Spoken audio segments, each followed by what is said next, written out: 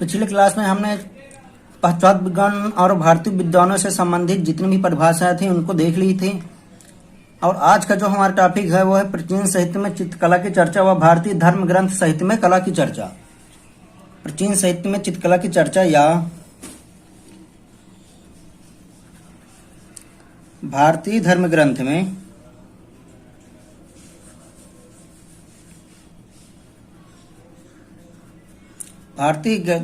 में चित्रकला की चर्चा। तो इसमें ये देखेंगे कि भारतीय जो पुराने ग्रंथों यहाँ पे कहाँ पे कला के बारे में हमें जानकारी प्राप्त होती है। ठीक है, यहाँ पर चित्रकला का मतलब ठीक है कला की चर्चा है। सबसे पहले हम लेते हैं ऋग्वेद को।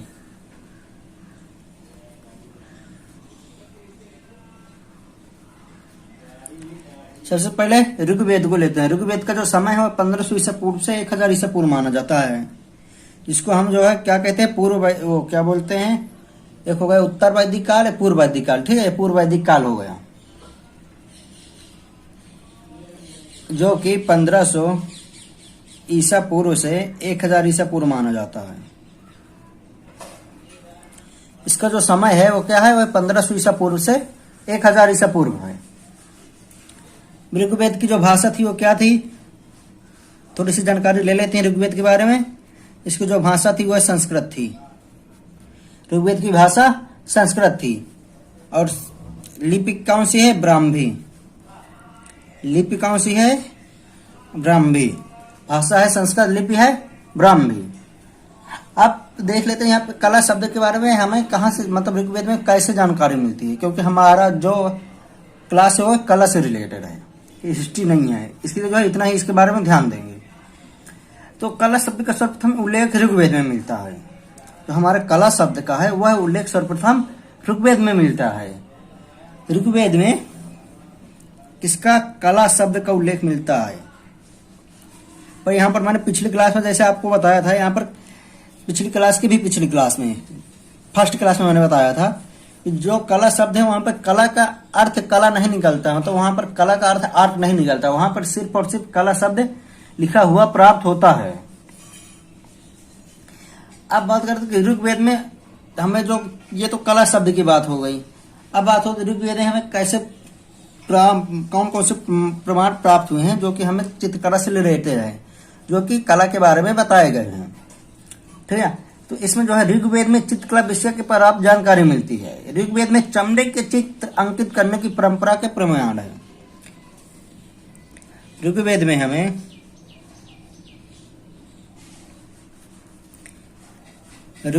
मेरे साथ नोट बनाते जाइए। ऋग्वेद में हमें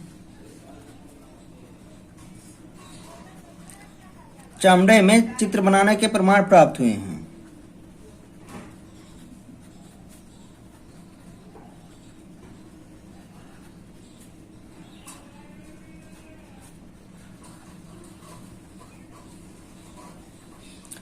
ऋग्वेद में हमें किसके प्रमाण प्राप्त हुए हैं, चमड़े में चित्र बनाने के प्रमाण प्राप्त हुए हैं। मतलब कि हमें ऋग्वेद जब हम धर्म ग्रंथ का अध्ययन करते हैं तो हमें वहां पर कोई ऐसी कई लाइनें मिलती हैं जहां से हमें पता चलता है कि चमड़े का प्रयोग मतलब चमड़े में चित्र बनाए जाते थे। ऋग्वेद में यक्षशालाओं की चौखटी व स्तंभों पर स्त्रियों के प्रमाण प्राप्त होते हैं। स्त्रियों के चित्रों के प्रमाण प्राप्त होते हैं।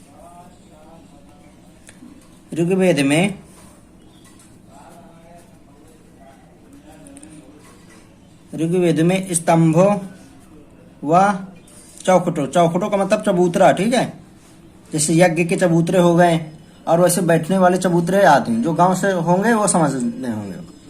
ऋग्वेद में स्तंभों व चौखटों पर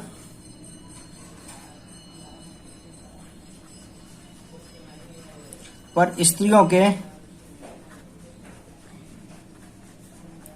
चित्र के प्रमाण प्राप्त होते हैं।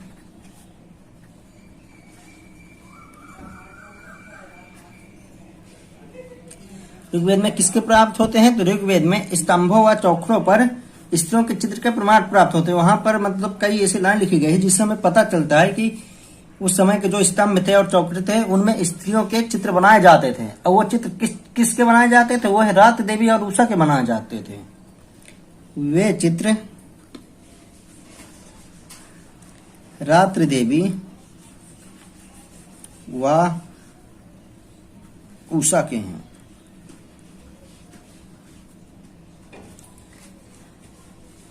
ऋग्वेद में जो हमें चित्र प्राप्त होते हैं वो किसके प्राप्त होते हैं? वह रात्रि देवी और उषा के प्राप्त होते हैं। ये क्वेश्चन पूछ सकता है कि रात्रि देवी और उषा के चित्र बनाने का प्रमाण हमें कौन से भारतीय धर्म ग्रंथ से मिलता है? तो किससे मिलता है? वह ऋग्वेद से मिलता है। और अगला है कि ऋग्वेद में 33 देवी देवताओं के बारे में जानकारी प्राप्त की गई है, इससे कोई हमारा लेना देना नहीं है। ऋग्वेद में इंद्र को सबसे प्रमुख देवता मानते हैं, इससे भी हमारा कोई लेना देना नहीं है। अब अगला जो है कि ऋग्वेद में वरुण और मित्र को सहस्त्र स्तंभों वाले भवनों का स्वामी बताया गया है। ऋग्वेद में वरुण, ठीक है, ऋग्वेद में वरुण व मित्र को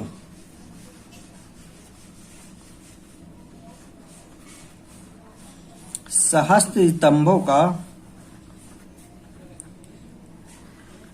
स्वामी बताया गया है। क्या होता है? ऋग्वेद में वरुण व मित्र को सहस्त्र स्तंभों का स्वामी बताया गया है। ऋग्वेद में वरुण व मित्र को सहस्त्र स्तंभों का स्वामी बताया गया है।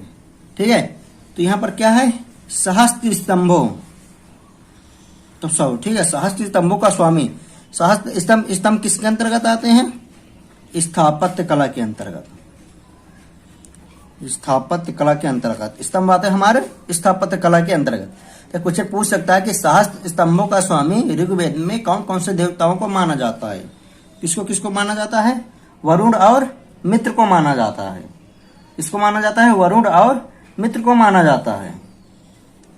वरुण देवता के रीति सुगवापा कहा जाता है, मतलब नैतिकता के देवता।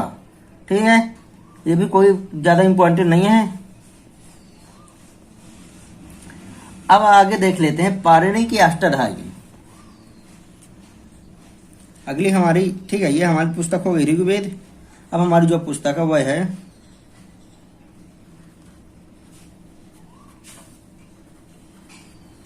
पाणिनि की अष्टाध्यायी। तो पाणिनि जी की पुस्तक है अष्टाध्यायी। पाणिनि की अष्टाध्यायी जो इसका समय है वह माना जाता है 5वीं शताब्दी ईसा पूर्व। 5वीं शताब्दी ईसा पूर्व, 5वीं शताब्दी ईसा पूर्व मतलब 500 साल पहले, मतलब 500 ईसा पूर्व। ठीक है, 500 साल पहले नहीं, मतलब 5वीं शताब्दी ईसा पूर्व मतलब कि 500। तो जो पाणिनि की अष्टाध्यायी है वह कब उसका समय काल माना जाता है? 5वीं शताब्दी ईसा पूर्व उसका समय काल माना जाता है। यहाँ पर कला के लिए शिल्प शब्द का प्रयोग किया गया है। पाणिनि के जो अष्टाध्यायी में वहां पर कला के लिए किसका शब्द, कौन सा शब्द का प्रयोग किया गया है? शिल्प का। तब शिल्प शब्द का प्रयोग किसके लिए किया गया है? कला शब्द का। शिल्प शब्द का वही अर्थ निकलता है जो कि कला शब्द का अर्थ निकलता है।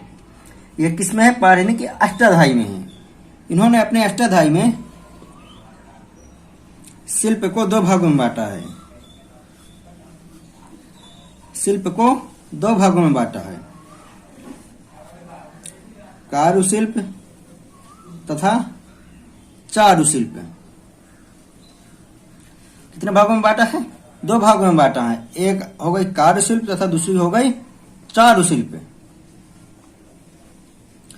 कारुशिल्प और चारुशिल्प। कारुशिल्प का मतलब हो गया अपनी उपयोगी कला। कारुशिल्प का मतलब उपयोगी कला, चारुशिल्प का मतलब ललित कला। कारुशिल्प का मतलब उपयोगी कला, चारुशिल्प का मतलब ललित कला। कारुशिल्प का मतलब उपयोगी कला, चारुशिल्प का मतलब ललित कला। उपयोगी कला में आप जानते हैं जैसे बढ़ईगिरी, सुनारगिरी, लोहारगिरी आदि आते हैं। ललित कला के अंतर्गत वह 5 कलाएं आती हैं: चित्रकला, मूर्ति कला, स्थापत्य कला, काव्य कला तथा संगीत कला। ये किसके अंतर्गत है? ये सब ललित कला के अंतर्गत आते हैं। और हमें जो पाणिनि की अष्टाध्यायी में है उसमें पशु, पक्षी, पुष्प, वृक्ष, पर्वत, नदी आदि का चित्रण का उल्लेख किया गया है।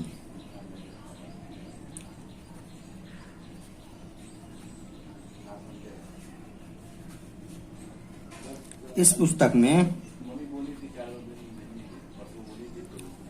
पशु पक्षी, इस पुस्तक में पशु पक्षी, पुष्प वृक्ष, पुष्प वृक्ष, पर्वत, नदी,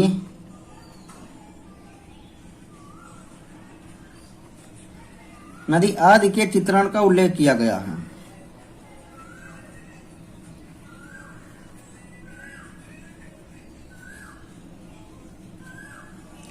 जो पाणिनि की अष्टध्यायी है, तो इस पुस्तक में पशु पक्षी, पुष्प वृक्ष, पर्वत, नदी आदि के चित्रण का उल्लेख किया गया है।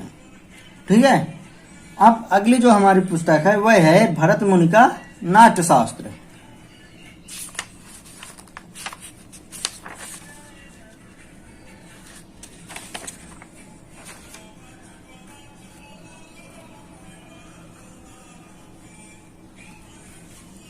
हमारी अगली पुस्तक है वह क्या है, वह भरत मुनि का नाट्य शास्त्र। ठीक है।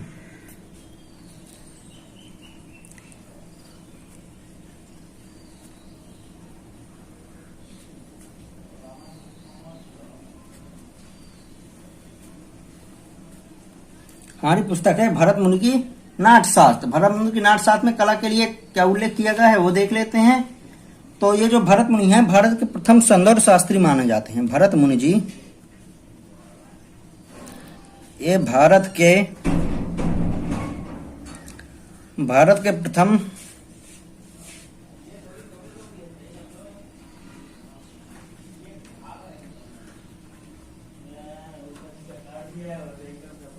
भरत मुनि जी जो है क्या माने जाते हैं, भरत मुनि जी भारत के प्रथम सौंदर्य शास्त्री माने जाते हैं।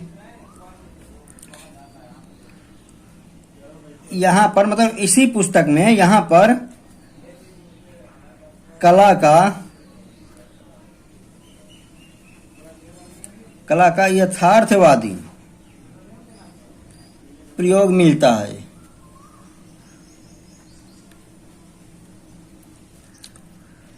क्या मिलता है? यहीं पर कला का यथार्थवादी प्रयोग मिलता है। मतलब कला के लिए हमें जो है कला शब्द का कला अर्थ निकलता है। यहीं पर हमें कला शब्द के लिए कला अर्थ निकलता है। ऋग्वेद में कला के लिए कला अर्थ तो नहीं निकलता है। पाणिनि के अष्टाध्यायी में कला के लिए शिल्प शब्द का प्रयोग किया गया है। यहाँ पे जो कला है उसका कला के लिए कला अर्थ निकलता है। ठीक है। ये हमारी कौन सी पुस्तक हो गई? ये हमारी हो गई पाणिनि की अष्टाध्यायी,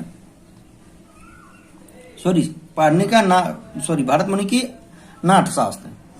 और जो भरत मुनि के नाट्य शास्त्र है इसमें जो है 3 मूल रंग बताए गए हैं।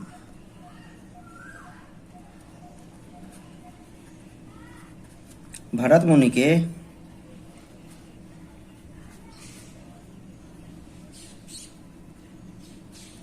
नाट्य शास्त्र में 3 मूल रंग बताए गए हैं।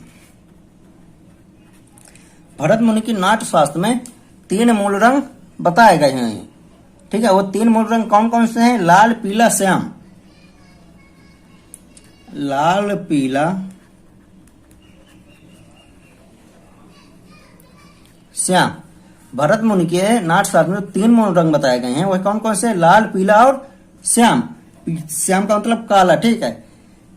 तो इन रंगों में सफेद रंग मिला करके ये मूल रंग बताए गए हैं भरत मुनि की नाट्य शास्त्र पुस्तक में। पुस्तक के अनुसार मैं बता रहा हूं आपको, लाल, पीला, श्याम।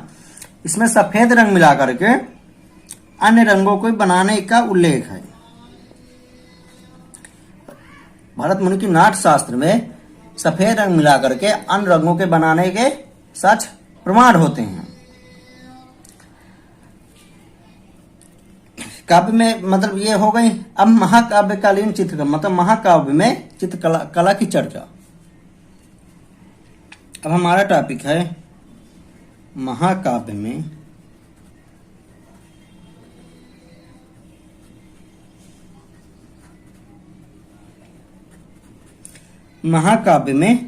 चित्रकला की चर्चा।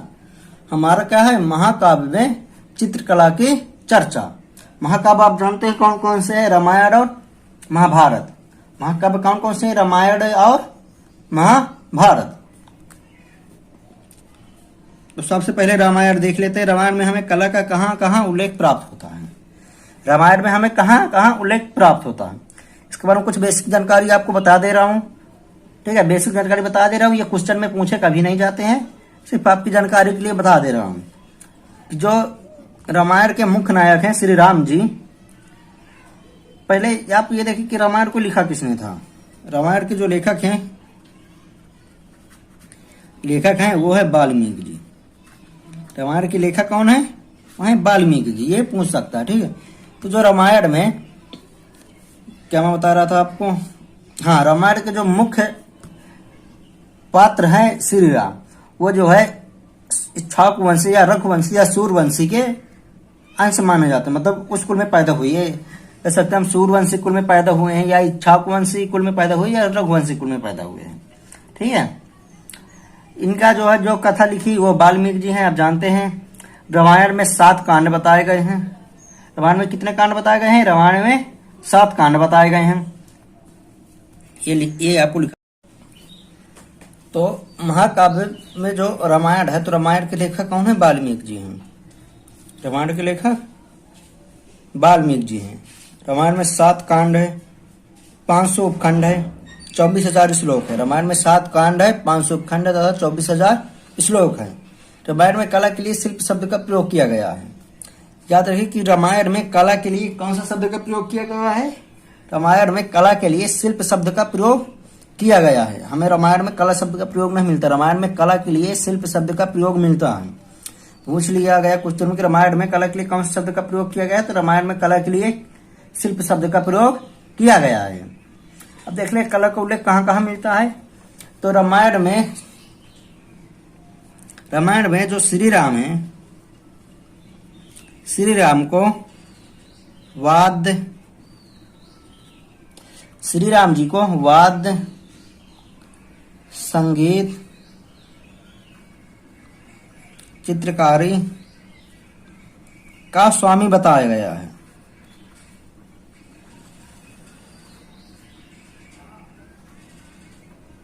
क्या क्या किया गया है? रामायण में श्री राम को वाद्य, संगीत, चित्रकारी का स्वामी बताया गया। यहाँ समय मतलब प्राप्त होता वाद्य हो गया, संगीत, चित्रकारी का स्वामी बताया गया।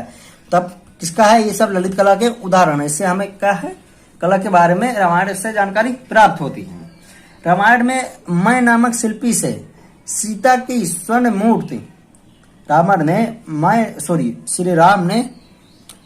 श्री राम ने जो है, आपको वो उल्लेख होगा कि जब सीता जी वन में गई, जब सीता जी को श्री राम ने छोड़ दिया था, जब सीता जी वहां क्या बोलते हैं वाल्मीकि जी के आश्रम में, जब सीता जी वाल्मीकि के आश्रम में थी, तब श्री राम ने एक अश्वमेध यज्ञ का आयोजन करवाया था।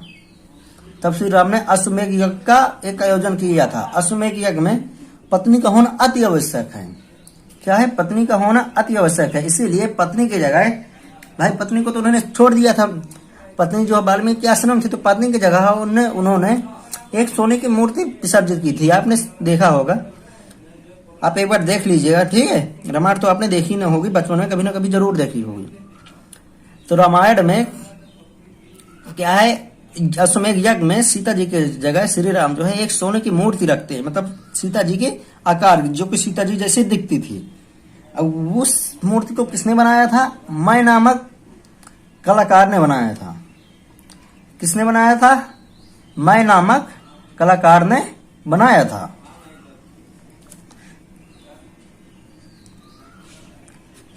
रामायण में मैं नामक शिल्पी ने सीता जी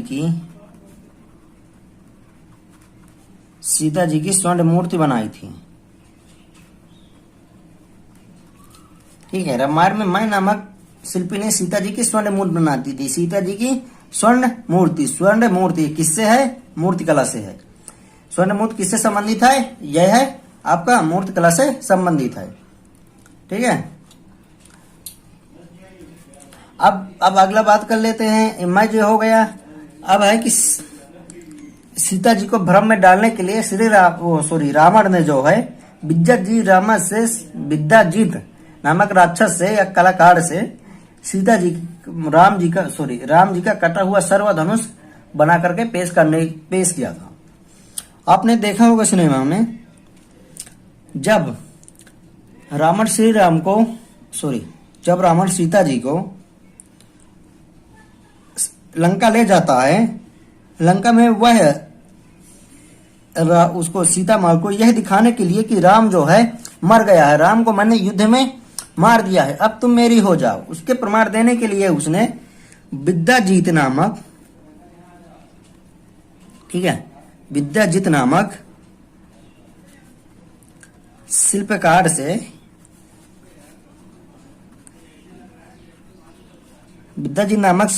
से श्री राम का सिर व धनुष बनवाया था। किसने बनवाया था? रावण ने। ठीक है, रावण ने विद्याजीत नामक शिल्पकार से श्री राम का सिर व धनुष बनवाया था, सीता जी को दिखाने के लिए कि मैंने जो है श्री राम को मार दिया है। यहां पर हो गया। अब है कि हनुमान द्वारा जब लंका में जाते हैं तो हनुमान जी वहां पर देखते हैं कि हाथियों के सिर पर जो है कुछ चित्र बनाने के उल्लेख प्राप्त होते हैं, इसमें ठीक है। अब है वाल्मीकि द्वारा लव कुश को वीणा वादन सिखाने के साक्ष्य प्राप्त हुए हैं। आपने देखा होगा सिनेमा में कि जो वीणा बजाते हुए जो लव कुश है उनको वाल्मीकि सिखा रहे हैं। वाल्मीकि जी लव कुश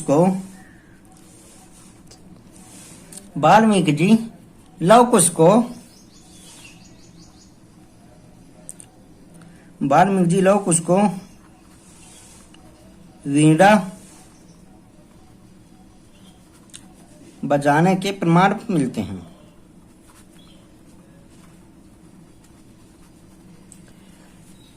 क्या है कि वाल्मीकि जी जो है लव कुश को जब वीणा बजाते हैं उसके प्रमाण हमें इससे प्राप्त होते हैं रामायण से। रामायण के लिए इतनी ही जानकारी बहुत है। अब देखते हैं महाभारत।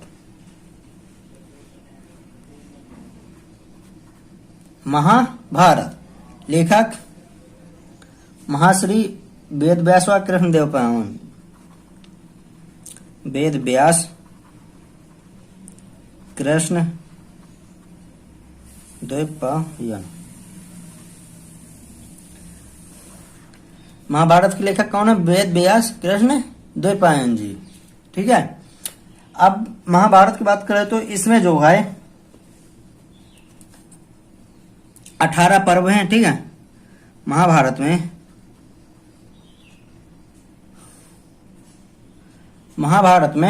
18 पर्व है।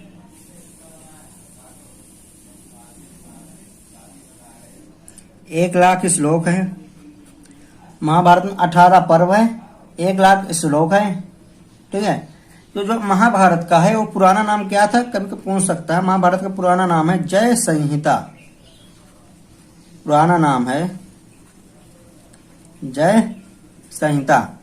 महाभारत का क्या है पुराना नाम? महाभारत का पुराना नाम जय संहिता। महाभारत के 7वें पर्व से किसका उल्लेख मिलता है? भगवत गीता का।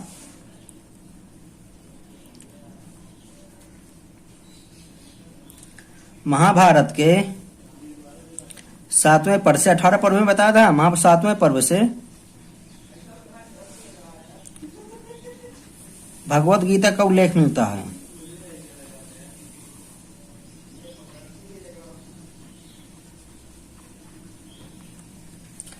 महाभारत के 7वें पर्व से भगवत गीता का उल्लेख मिलता है। तो जो महाभारत का जो 7वां पर्व है इसका नाम क्या है? इसको हम भीष्म पर्व भी बोलते हैं। महाभारत का जो 7वां पर्व है जिसमें भगवत गीता का उल्लेख है, इसमें हम भीष्म पर्व के नाम से भी जानते हैं।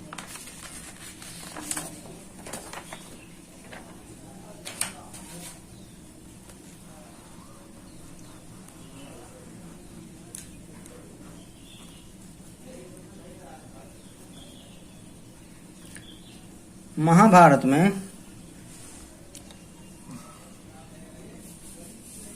प्रारंभ में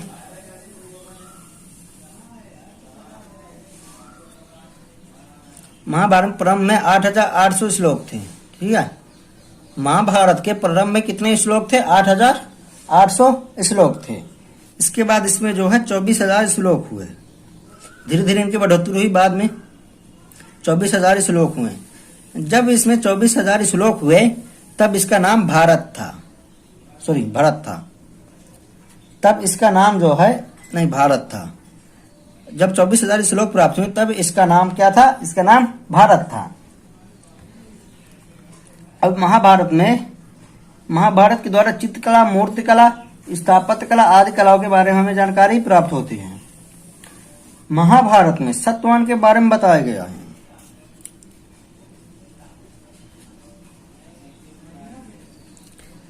महाभारत में किसके बारे में? सत्यवान।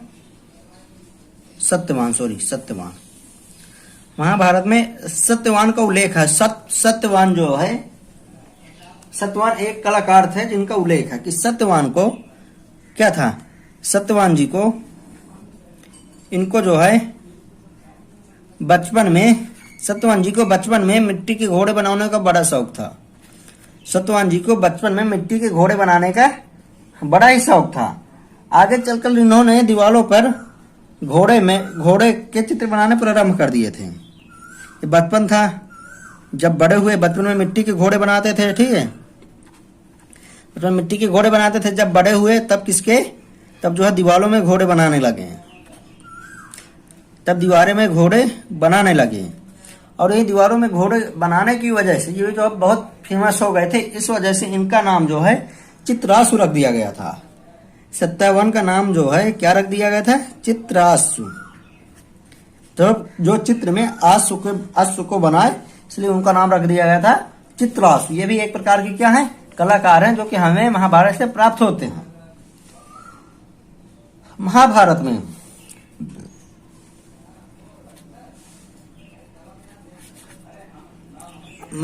में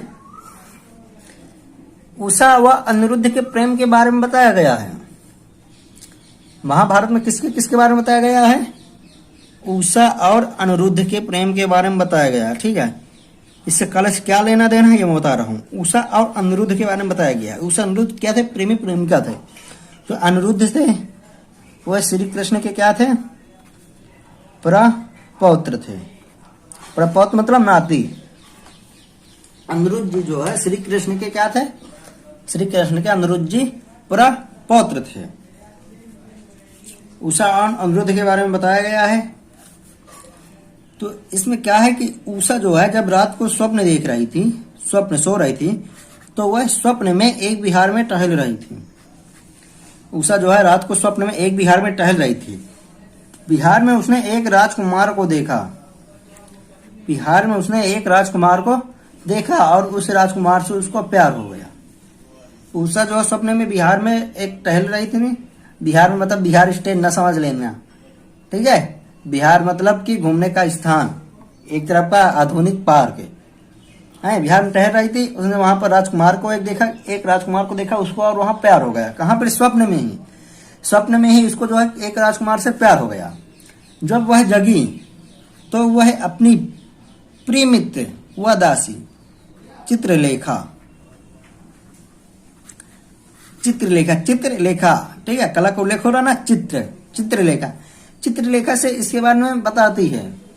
किसके बारे में बताती है? चित्रलेखा से इसके बारे में बताते हैं। और चित्रलेखा जो कि प्रसिद्धि एक बहुत अच्छी मतलब चित्रकार थी। चित्रलेखा एक चित्रकार थी। उसने जो है कई प्रकार के राजकुमारों के चित्र बनाए और कई प्रकार के राजकुमारों को चित्र बना के उसने राजकुमारी को दिखाए। जब राजकुमारी को दिखाए वो चित्र, उसमें एक चित्र राजकुमारी ने देखा, बोला कि यही वो है जिसको सपनों में मुझसे प्यार हुआ था। मतलब अनिरुद्ध है, यही जो चित्र है जिसको मैंने सपनों में देखा था और मुझको इससे प्यार हो गया था।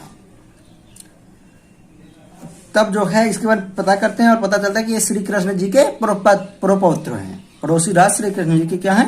प्रपौत्र हैं। तो यहाँ पर किसका अगर पूछा जाए कि प्रसिद्ध चित्रकार चित्रलेखा का उल्लेख कहाँ पर मिलता है, तो मिलता है महाभारत में। प्रसिद्ध चित्रकार चित्रलेखा का चित्र कहाँ मिलता है? वो मिलता है महाभारत में। आप इतना समझ गए होंगे, ठीक है। आगे देख लेते हैं। महाभारत में युधिष्ठिर क्या जदुई महल का उल्लेख है। महाभारत में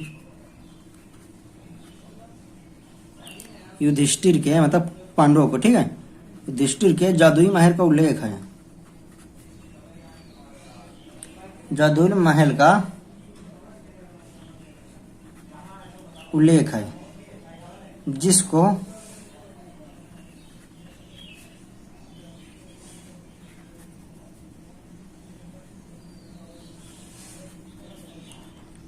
मैसूर नामक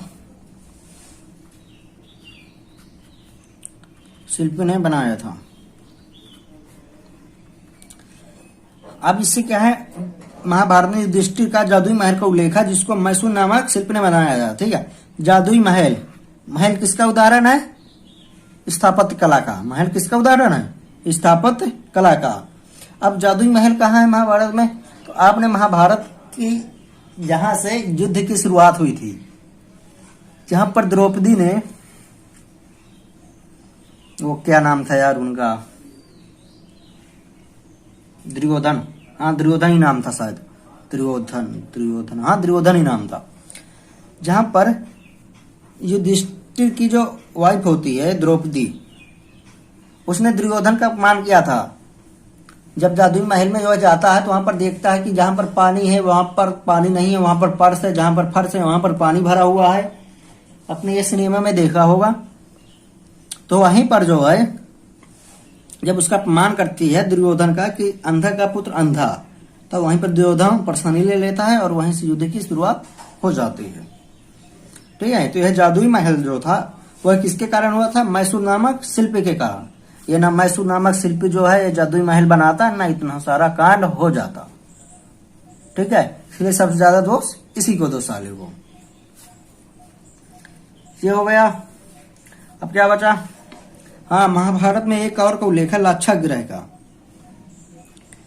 लाक्षागृह का महाभारत में लाक्षागृह का उल्लेख प्राप्त हो। लाक्षागृह मतलब लाख का ग्रह, जिसमें जो है दुर्योधन ने युधिष्ठिर वगैरह को जब युधिष्ठिर और उसके जो पांचों भाई थे, चारों भाई थे सॉरी, जब पांचों पांडव जो है उस लाक्षागृह में स्थित रहे थे, तब जो है दुर्योधन ने उस पर आग लगा दी थी। लाक्षागृह लाख का एक पौधा होता, सॉरी लाख होती है, लाख से वह घर बनाया गया था। लाख जो कि आग बहुत जल्दी से पकड़ लेती है। तो इस लाक्षागृह का को जो है किसने बनाया था? कौन से वास्तुकार ने बनाया था? तो वो थे पुरोचन। पुरोचन, ये भी पूछ सकता है कि महाभारत के लाक्षागृह को किसने बनाया था? वो है पुरोचन। लाक्षागृह ये भी एक घर है, यह भी किसका है? स्थापत्य कला का एक उदाहरण है। तो लाक्षागृह किसने बनाया था? पुरोचन ने बनाया था। यह कहाँ मिलता है? यह इसी में, मतलब महाभारत में ही इसका उल्लेख प्राप्त होता है। महाभारत में ही 19 प्रकार के रूपों के बारे में बताया गया है। कृपया नोट बनाते जाइए, ठीक है। महाभारत में ही 19 प्रकार के रूपों के बारे में बताया गया है, ठीक है। कौन मतलब रूप भेद के हिसाब से 19 प्रकार के रूपों के बारे में बताया गया है। अगला देख लेते हैं।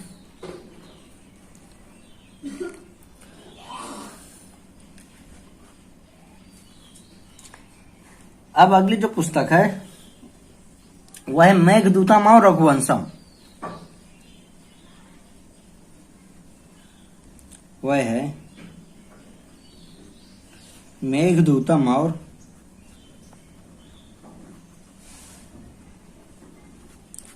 अगली जो पुस्तक है वह है मेघदूतम और रघुवंशम। ये दोनों पुस्तक के लेखक कौन है? वह है कालिदास जी। क्या नाम है इनका? कालिदास जी, जिनके और बहुत सारी पुस्तकें जैसे हो गई अभिज्ञान शंकुतलम, विक्रमोर्वशीयम, मालविका अग्नि, कुमार संभवन, ऋतु संहारम आदि। तो हमें सिर्फ जो दो पुस्तक है वो हमको याद करना है क्योंकि उसी में हमारे कला के बारे में उल्लेख प्राप्त होता है। वो है मेघदूतम और रघुवंशम। कौन कौन सी है? मेघदूतम और रघुवंशम, ठीक है। कालिदास जी के बारे में जान लेते हैं। तो ये कालिदास जो थे वह 4वीं शताब्दी ईसा पूर्व थे, सॉरी 4वीं शताब्दी में थे। कालिदास जी 4वीं शताब्दी ईस्वी में थे, जो कि चंद्रगुप्त विक्रमादित्य के दरबारी का भी थे, एमपी वाले, ठीक है। जो कि चंद्रगुप्त विक्रमादित्य के दरबारी थे। अब जो पुस्तक है मेघदूतम और कौन सी है, रघुवंशम। मेघदूतम और रघुवंशम, इसमें कला कला के बारे में कहां पर उल्लेख है वो देख लेते हैं। सबसे पहले लेते हैं मेघदूतम। मेघदूतम में हमें कला का कहां उल्लेख प्राप्त होता है। मेघदूतम से पता चलता है कि प्रेमी प्रेमिका जो है दुख कम करने के लिए एक दूसरे के चित्र बनाकर रखते थे। मेघदूतम से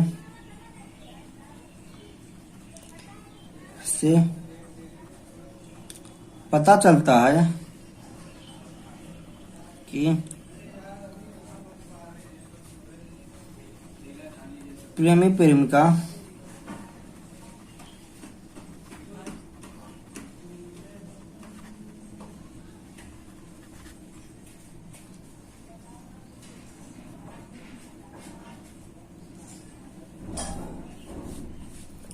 क्या मेघदूतम से पता चलता है हमें कि प्रेमी प्रेमिका एक दूसरे का चित्र बनाकर रखते थे। इससे हमें क्या पता चलता है कि उस समय जो है औरतें भी चित्रकारी करती थी। जैसे महाभारत में कौन सी थी हमारी, कहाँ गई, चित्रलेखा जी। जैसे महाभारत में हमारी चित्रलेखा जी थी, उन्होंने जो है वो भी एक प्रकार की औरत थी जो कि चित्रकला करती। उसी तरह में मेघदूतम भी ये पदार्थ चलता है कि जो है औरतें भी चित्रकला के योग्य थी।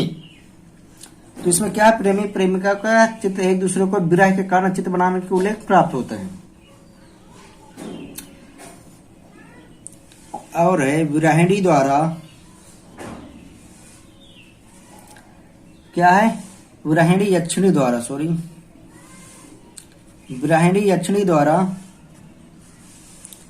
प्रवासी यक्ष मतलब जो उसका पति कहीं बाहर चल गया है, प्रवासी यक्ष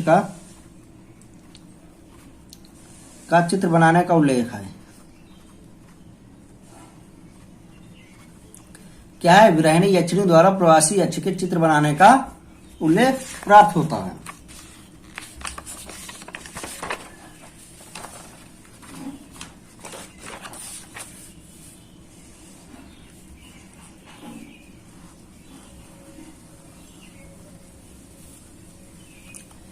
विराहिणी द्वारा प्रवासी यक्ष के चित्र बनाने का उल्लेख प्राप्त होता है। तथा और हमें क्या मिलता है मेघदूतम से, मेघदूतम से उस समय देवी देवताओं के चित्रण के माध्यम से पूजा होने लगी थी। मेघदूतम से मिलता है कि जो उस समय जो देवी देवताएं थे, देवी देवताओं थे, ठीक है, देवी और देवता, उनके जो है चित्रों के माध्यम से पूजा होने लगे थे। मतलब जो चित्रकार थे वो चित्र बना देते थे और उन चित्रों को जो है पूजा के रूप में उपयोग किया जा सकता था। उनको लोग पूजते थे उन चित्रों को। और इसमें मिलता है मकानों के बाहर दरवाजों पर मांगलिक कार्यक्रम के समय चित्र बनाने के, जो कि अभी भी गांव में होता है। जब कोई मांगलिक कार्यक्रम होता है तब उसमें लोग जो है अपने मकान के दीवारों पर जो है घर के बाहर गेट के पास चित्र बना देते हैं। शादी विवाह वगैरह में आपने देखा होगा, जो गांव के लोग होंगे वो जानते होंगे। क्या है, जो मकानों के बाहर जो है, ठीक है, मकानों के बाहर किसी मांगलिक कार्यक्रम के समय चित्र बनाने के क्या है उल्लेख प्राप्त होते हैं। और मेघदूतम से कोई जानकारी प्राप्त होती है तो वो देख लेते हैं। ये तो हो ही गया कि स्त्री और पुरुष दोनों चित्र बनाते थे। यक्षिणी की विराही का देख लिया हमने चित्रण, ठीक है। अब देख लेते हैं रघुवंशम, ठीक है। अब ये जो मेघदूतम है उसको मैं बता दूं, मेघदूतम हमारी क्या है, खंड काव्य है। क्या है, खंड काव्य। मेघदूतम क्या है, मेघदूतम हमारी एक है खंड काव्य, ठीक है। मेघदूतम हमारी है खंड काव्य। अब है रघुवंशम।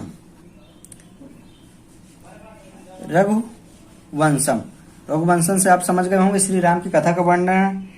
यह हमारी है महाकाव्य। मेघदूतम खंड काव्य, तो हमारी रघुवंशम क्या है, महाकाव्य है।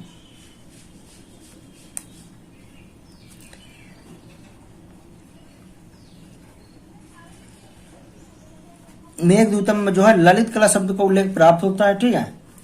अगर विकल्प में पूछ, सॉरी, रघुवंशम में हमें ललित कला शब्द का है उल्लेख प्राप्त होता है। रघुवंशम में हमें किसका उल्लेख प्राप्त होता है, ललित कला शब्द का उल्लेख प्राप्त होता है कि मेघदूतम पुस्तक में ललित कला नामक शब्द लिखा गया है। और रघुवंशम से जानकारी प्राप्त होती कि उस समय अयोध्या में दीवारों में चित्र बनाए जाते थे, जो कि हाथियों के मस्तक में चित्र बनाए जाते। ठीक है, मेघदूतम से और यह उल्लेख मिलता है कि उस समय जो है अयोध्या में